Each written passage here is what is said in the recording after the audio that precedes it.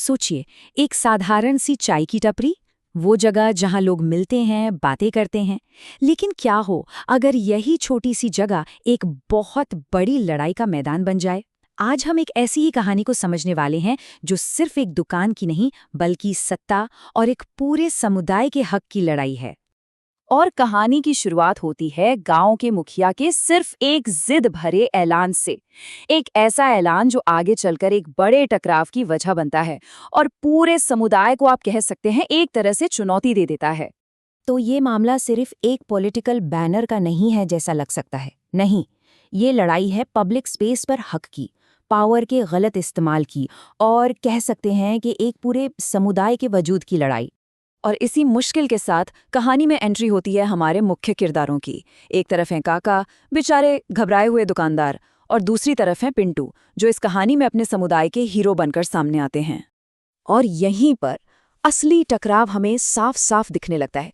देखिए, एक तरफ है काका की चाय की टपरी, जो सिर्फ उनकी रोजी रोटी नहीं है, बल्कि वो जगह है जहां पूरा गांव इकट्ठा होता है, बतियाता है। और दूसरी तरफ है मुखिया का घमंड, उसका अहंकार, जो अपनी पॉलिटिकल एम्बिशन के आगे किसी चीज को कुछ नहीं समझता।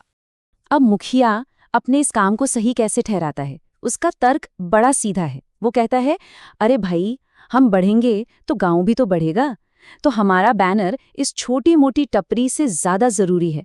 मतलब ये एक ऐसा तर्क है जो सत्ता के नशे को, उसके अहंकार को साफ दिखाता है। लेकिन ये लड़ाई सिर्फ एक बैनर तक ही नहीं रुकने वाली थी। असल में मुखिया का प्लान तो कुछ और ही था, कुछ बहुत बड़ा और सच कहूं तो काफी खतरनाक। एक ऐसा प्लान जिसका सीधा असर पूरे समुदाय की रोजी रोटी पर पड़ने वाला था। तो अब पैटर्न साफ होने लगता है। ये कोई एक घटना नहीं थी, बल्कि ये एक सोची समझी साजिश थी। मकसद, जो भी प्राइम लोकेशन पर छोटे पुराने दुकानदार बैठे हैं, उन्हें वहां से हटाना। और यहीं पर असली मुद्दा खुलकर सामने आ जाता है। सोचिए, एक नेता जिसका काम लोगों की सेवा करना है, वो अपने ही पॉलिटिकल कैंपेन के लिए उन्हीं लोगों की रोजी रोटी छीन रहा है जिनकी सेवा का वो दावा करता है। कितनी अजीब बात है ना? लेकिन क्या ये सब सच में सिर्फ एक बैनर के लिए हो रहा है? पिंटू को ये बात हजम नहीं होती। उसे शक होता है कि दाल में कुछ तो काला है, कहानी कुछ और ही है। और यही सवाल, यही शक कहानी को पूरी तरह से घुमा देता है। अब ये सिर्फ एक पावर की लड़ाई नहीं रह जाती, बल्कि एक छुपे हुए एजेंडे की, एक साजिश की पड़ताल बन जाती है। और फिर बम फूटता है। असली वजह सामने आती है। काका बताते हैं कि उन्होंने कुछ सुना है कि मुखिया की नज़र असल में बैनर पर नहीं, बल्कि पैसे पर है। वो गांव के किनारे एक नया मार्केट बनाना चाहता है और फिर उन दुकानों को किराए पर देकर मोटा मुनाफा कमाना चाहता है। तो मतलब साफ है, ये मामला कभी बैनर का था ही नहीं। ये तो विकास के नाम पर पर्सनल फायदे के लिए दुकानों वाली जमीन पर, कह सकते हैं, एक तरह का कब्जा करने की पूरी प्लानिंग थी। अब जब सच्चाई सबको पता चल चुकी है, कहानी अपने सबसे क्रिटिकल मोड़ पर आ पहुंचती है। ठीक उसी वक्त दुकानें तोड़ने वाली टीम बुलडोजर लेकर पहुंच जाती है। माहौल में टेंशन एकदम बढ़ जाता है। एक पल के लिए तो ऐसा लगता है कि बस अब सब खत्म, ये लड़ाई शायद ये लोग हार चुके हैं। लेकिन ठीक उसी वक्त जब लगता है कि सारी उम्मीदें टूट चुकी हैं, कहानी में आता है एक जबरदस्त ट्विस्ट। पिंटू आगे आता है और उसका सीक्रेट वेपन कोई लाठी डंडा नहीं, बल्कि जानकारी है, कानून का ज्ञान है। और पिंटू चलता है अपना तुरुप का इक्का। वो मुखिया के सामने एक सरकारी कागज रखता है, एक ऑफिशियल डॉक्यूमेंट। कागज का सिर्फ एक टुकड़ा, लेकिन इतना पावरफुल कि वो इस पूरी लड़ाई का पासा ही पलट देता है। पिंटू सीधे मुखिया से कहता है कि अब आप इस टपरी को हाथ भी नहीं लगा सकते। और वो ऐसा क्यों कहता है? क्योंकि वो अपने समुदाय के हक की हिफाजत के लिए कानून का इस्तेमाल कर रहा है। और बस इसी एक कदम से पावर का पूरा गेम ही पलट जाता है।